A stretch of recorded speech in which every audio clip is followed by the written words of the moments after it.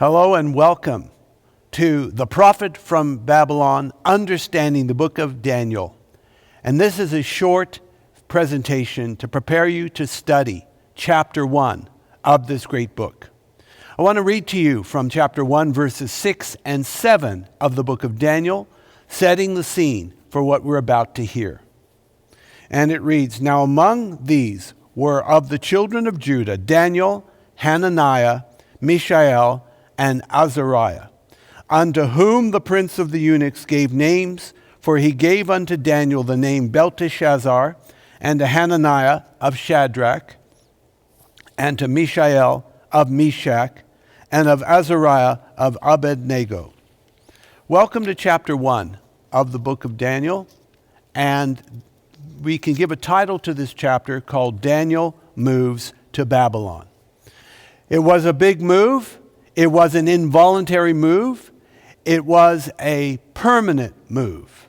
Daniel, as far as we know, never returned back to his home country of Judah or his hometown of Jerusalem. He, like his other three friends, were of royal stock, and they were conscripted to the Babylonian bureaucracy. They were now under the care of the eunuchs. They were being raised up, learning all the fine arts, as well as the literature, the philosophy, and probably the theology of the Chaldeans. Not that they adopted these things, but they needed them for their own reference. One of the challenges in chapter 1 is, first of all, you have the, shall we say, the trauma of being uprooted from your family, your people, your nation, and taken to another place which is bigger and, in a sense, more menacing than anything they've known before, and in opposition, in some cases, to what they stood for as ancient Judeans. But one of the biggest challenges they faced was, as pious Jewish young men, they were compliant with what we call the dietary laws of the Old Testament, laws which don't apply to New Testament Christians, but they were very important for helping Israel retain its unique identity. Like the Sabbath on Saturday also helped them to keep their identity.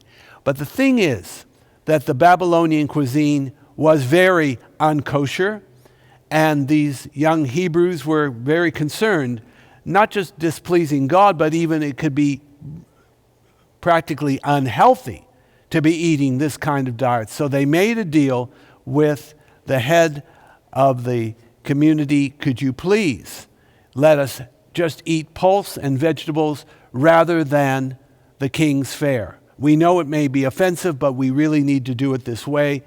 And they said, if we don't look healthy and proper at the end of 10 days, then you can feed us your unkosher food, but in the meantime, give us a chance. So they made the deal, and God gave them favor with the manager of the eunuchs, of the young men, and they were every bit as good looking, in fact, better off than those eating the king's fare, so they were kept on a permanent diet of pulse.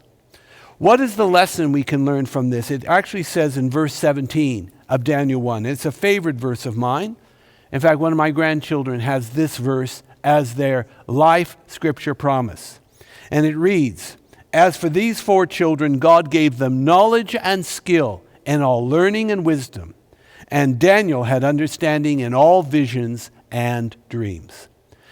Well, first of all, God is the great giver. He gives favor.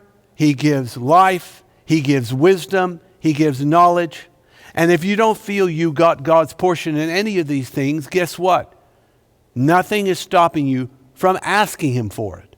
If you ask, you shall receive. If you seek, you shall find. If you knock, the door shall be open to you. But here's another point.